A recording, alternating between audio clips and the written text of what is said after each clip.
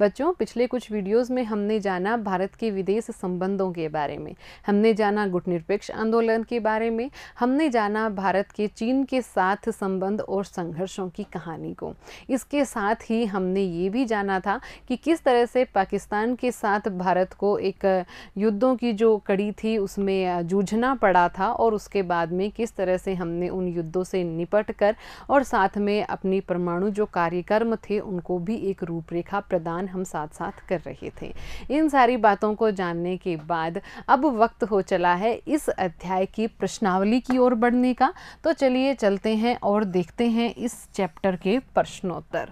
प्रश्न संख्या 1, इन बयानों के आगे सही या गलत का निशान लगाइए। कुछ बयान हमें दिए हैं, इन बयानों का हमें बताना है कि इनमें से ये कथन सही है या गलत है। पहला कथन है कि गुटनिरपेक्षता की नीति अपनाने के कारण भारत, सोवियत संघ, अमेरिका दोनों की सहायता हासिल कर सका। तो ये कथन, ये बयान पूर्णतया सही है कि भारत ने गुटनिरपेक्षता की नीति अपनाई, इस वजह से वो अमेरिका की भी सहायता हासिल कर पाया और सोवियत संघ की भी सहायता हासिल कर पाया। अगर भारत दोनों में से किसी एक खेमे में शामिल हो जाता तो दूसरे खेमे के साथ भारत के संबंध अपने आप ही तनावपूर्ण हो जाते। अपने पड़ोसी देशों के साथ भारत के संबंध शुरुआत से ही तनावपूर्ण रहे।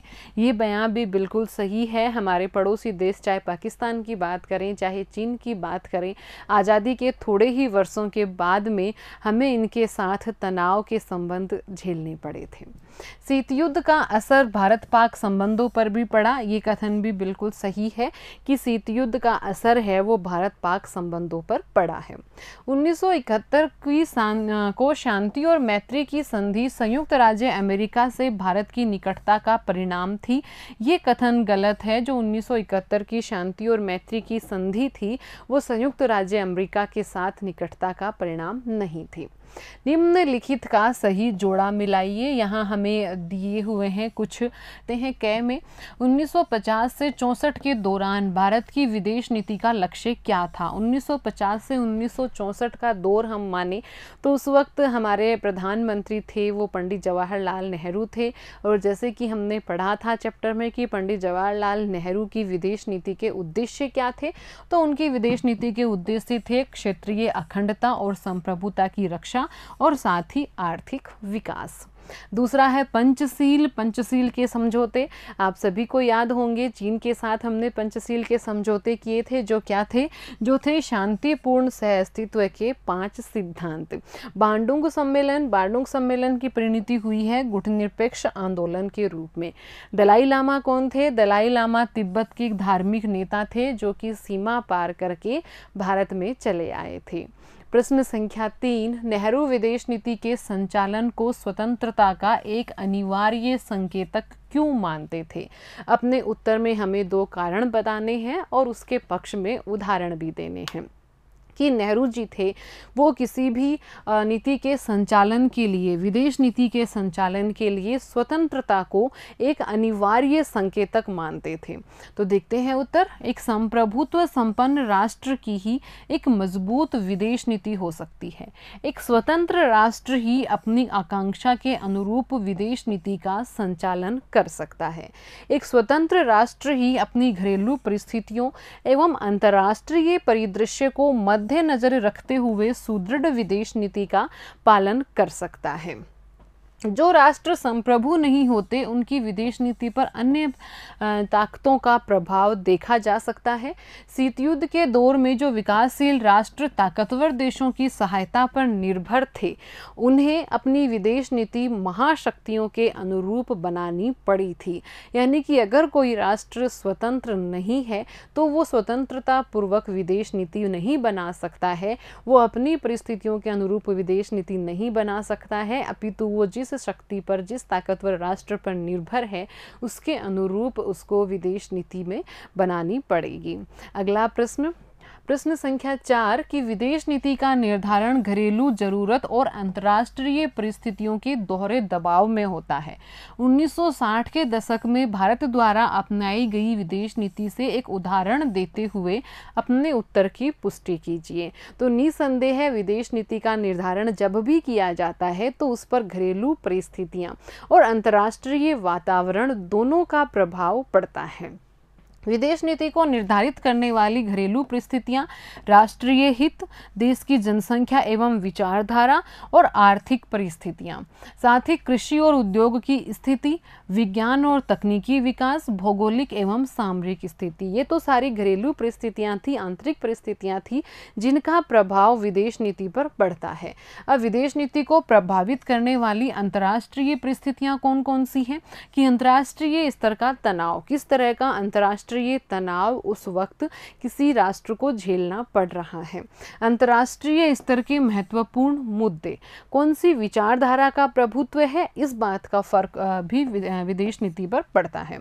अंतर्राष्ट्रीय स्तर पर गुटबाजी, तो ये सारी की सारी बातें हैं जिनका प्रभाव हम बात करें कि किसी भी देश की विदेश नीति पर पड़ता है। 1960 के दशक में भारत को भी युद्धों का सामना करना पड़ा था। इसी दशक में भारत को अकाल की स्थिति भी उत्पन्न हो गई थी। इसलिए भारत की विदेश नीति पर क्या प्रभाव आया, जैसे कि भारत ने गुटनिरपेक्षता की नीति को अपनाया, तो वो एक अंतर्राष्ट्रीय परिदृश्य ही था, शीत युद्ध का दौर था कि जिसका प्रभाव भारत की विदेश नीति पर पड़ा कि हमें दोनों में से किसी भी एक गुट में शामिल नहीं होना है और इसलिए हमने गुटनिरपेक्षता की नीति को अपनाया था। बांग्लादेश युद्ध के समय हमें सोवियत संघ से सहायता लेनी पड़ी थी। हम गुटनिरपेक्ष की नीति अपना रहे थे, गुटनिरपेक्ष आंदोलन की एक तरह से नेतृत्व करता थे, संचालन करता थे, लेकिन फिर भी 1971 के समय क्योंकि पाकिस्तान, अमेरिका और चीन की जो ये धुरी बन रही थी, तो इससे बचाव के लिए हमें सोवियत संघ के साथ और समझौता करना पड़ा था, संधि करनी पड़ी थी। खाद्यान्न संकट के समय हमें अमेरिका से सहायता लेनी पड़ी थी। तो इस तरह से ये घरेलू अंतर्राष्ट्रीय परिस्थितियां हैं जो कि किसी भी देश की विदेश नीति पर निसंदेह प्रभाव डालती हैं। देखते हैं क्वेश्चन नंबर 5, अगर आपको भारत की विदेश नीति के बारे में फैसला लेने को कहा जाए तो आप इसकी किन 2 बातों को बदलना चाहेंगे। ठीक इसी तरह ये भी बताइए कि भारत की विदेश नीति के किन 2 पहलुओं को आप बरकरार रखना चाहेंगे और अपने उत्तर के समर्थन में आपको तर्क भी देना है। देखते हैं उत्तर। विदेश नीति के बारे में 2 बातें जो बदलना चाहेंगे कि भारत की शांति प्रियता एवं सह अस्तित्व की नीति। 1962 और 1972 के बीच जो 3 युद्ध हुए थे उसमें कोई विशेष काम नहीं आई, इसलिए शांति प्रियता के साथ साथ भारत को एक ताकतवर राष्ट्र की तस्वीर भी अपनी विदेश नीति के जरिए बनानी होगी। सार्क जैसे संगठनों के माध्यम से क्षेत्रीय सहयोग की नीति पाकिस्तान और चीन के साथ मतभेदों के कारण अधिक सफल नहीं हो पाई और विदेश नीति के वे 2 पहलू जो कि हम हमेशा रखना चाहेंगे, गुटनिरपेक्षता की नीति और पंचशील के सिद्धांत, क्योंकि ये हमेशा प्रासंगिक हैं। तो बच्चों ये उत्तर तो मैंने लिखा है, बाकी ये क्वेश्चन इस बात की मांग करता है कि आप यहाँ अपने विचार लिखिए। तो आपने इस अध्याय को बहुत अच्छे से पढ़ा है, बहुत अच्छे से जाना है, बहुत अच्छे से समझा है, तो आपसे ये अपेक्षा है कि आप इस प्रश्न का उत्तर अपने शब्दों में दीजिए। हो सकता है इन 2 नीतियों के अलावा कोई और 2 नीतियां हो जिन्हें आप बदलना चाहते हैं, कोई और 2 ऐसी नीतियां हैं जिन्हें आप बरकरार रखना चाहते हैं, तो आप अपने शब्दों में इस प्रश्न का उत्तर जरूर लिखिएगा। अगला क्वेश्चन देखते हैं कि निम्नलिखित पर संक्षिप्त टिप्पणी लिखिए। किस किस पर लिखनी है? भारत की परमाणु नीति पर और विदेश नीति के मामलों पर सर्वसहमति, इन दोनों बिंदुओं पर हमें संक्षिप्त टिप्पणी लिखनी है। तो देखिए, भारत की परमाणु नीति के बारे में बात करें तो तेज गति से आधुनिक भारत के निर्माण के लिए नेहरू ने हमेशा विज्ञान प्रौद्योगिकी पर अपना विश्वास जताया था। नेहरू की औद्योगिकरण की नीति का एक महत्वपूर्ण घटक परमाणु कार्यक्रम था। भारत शांतिपूर्ण उद्देश्यों में इस्तेमाल के लिए अणु ऊर्जा बनाना चाहता था। भारत ने मई 1974 में परमाणु परीक्षण किया। भारत ने इस परीक्षण को शांतिपूर्ण परीक्षण करार दिया।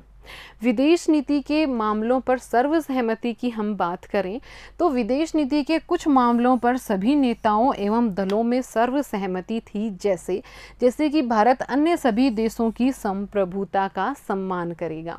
भारत की विदेश नीति का लक्ष्य शांति कायम करके अपनी सुरक्षा सुनिश्चित करना है। किंतु गुटनिरपेक्षता की नीति पर सभी नेताओं की सर्वसहमति नहीं हुई थी। कुछ पार्टियों का मानना था कि भारत को अमेरिकी खेमे से नज़दीकी बढ़ानी चाहिए, क्योंकि इस खेमे की प्रतिष्ठा लोकतंत्र की हिमायत के रूप में थी। क्वेश्चन नंबर 7 देखते हैं कि भारत की विदेश नीति का निर्माण शांति और सहयोग के सिद्धांतों को आधार मानकर हुआ, लेकिन 1962 से 1971 की अवधि यानी कि महज 10 सालों में भारत को 3 युद्धों का सामना करना पड़ा। क्या आपको लगता है कि ये भारत की विदेश नीति की असफलता है अथवा आप इसे अंतर्राष्ट्रीय परिस्थितियों का परिणाम मानेंगे? अपने वक्तव्य के पक्ष में तर्क दीजिए। देखिए बच्चों, आज़ादी के समय भारत की विदेश नीति थी वो शांति और सहयोगी की थी। ये बात हमने की थी और हमने ये देखा था कि नीति निर्देशक तत्वों में भी शांति और सहयोग हमारी विदेश नीति में अपनाया जाएगा। इस बात के हमारे संविधान में ही प्रावधान हो गए थे।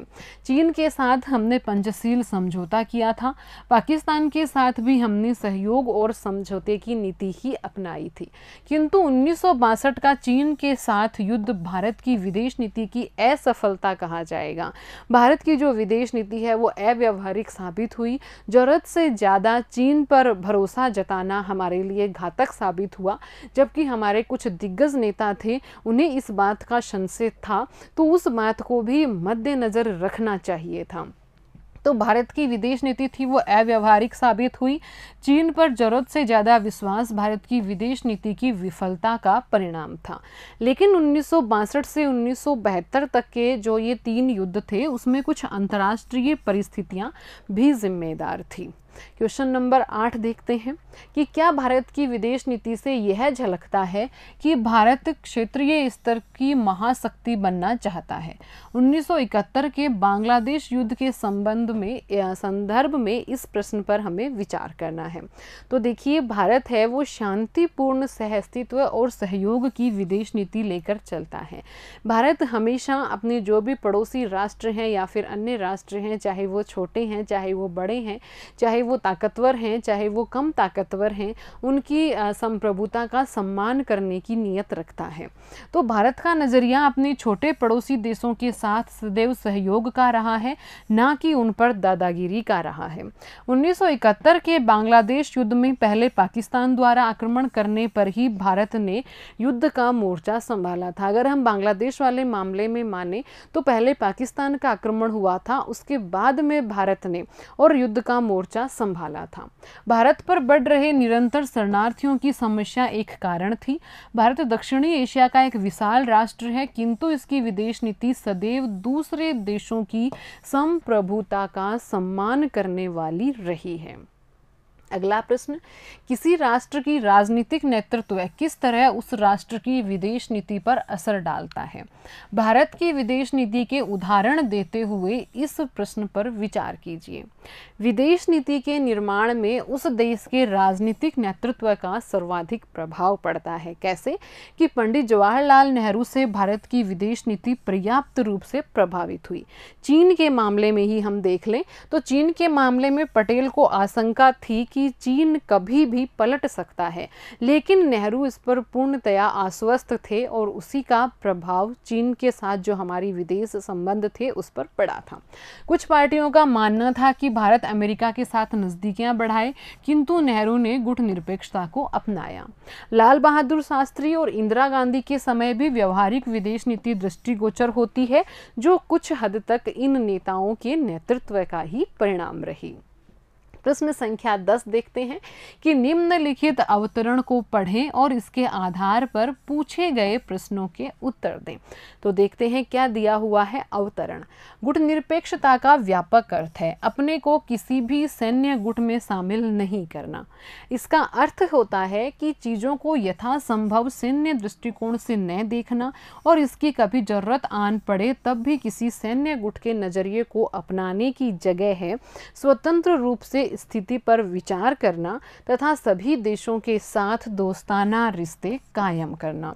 अब प्रश्न देखते हैं कि नेहरू सैन्य गुटों से दूरी क्यों बनाना चाहते थे। दूसरा प्रश्न, क्या आप मानते हैं कि भारत सोवियत मैत्री की संधि से गुटनिरपेक्षता के सिद्धांतों का उल्लंघन हुआ है। अपने उत्तर के समर्थन में तर्क भी देने हैं। अगर सैन्य गुट ना होते तो क्या गुटनिरपेक्षता की नीति बेमानी होती। चलिए देखते हैं उत्तर। तो पहले का उत्तर है कि किसी एक सैन्य गुट में शामिल होकर भारत स्वतंत्र विदेश नीति का निर्माण नहीं कर पाता। जो सैन्य गुट हैं वही विदेश नीति पर प्रभाव डालते और इससे सैन्य गुटों को भी बढ़ावा मिलता। इसलिए नेहरू किसी भी सैन्य गुट में शामिल नहीं होना चाहते थे। दूसरा, भारत सोवियत मैत्री की संधि को गुटनिरपेक्षता का उल्लंघन नहीं हुआ, क्योंकि संधि के पश्चात भी भारत गुटनिरपेक्षता के मौलिक सिद्धांतों पर कायम रहा। जब सोवियत संघ की सेनाएं अफगानिस्तान में पहुंची तो भारत ने सोवियत संघ की आलोचना की थी। यदि विश्व में सैन्य गुट नहीं होते तो भी गुटनिरपेक्षता की प्रासंगिकता बनी रहती, क्योंकि गुटनिरपेक्ष आंदोलन की स्थापना शांति और विकास के लिए की गई है। आज विश्व में कोई शीत युद्ध नहीं है, कोई दो बड़े गुट नहीं है, आपस में कोई कहीं की तनाव नहीं है, खींचतान नहीं है, प्रतिस्पर्धा नहीं है दो खेमों के बीच में, लेकिन फिर भी गुटनिरपेक्ष आंदोलन है वो आज भी प्रासंगिक बना हुआ है। तो ये थे हमारे इस अध्याय 4 के प्रश्नोत्तर। धन्यवाद।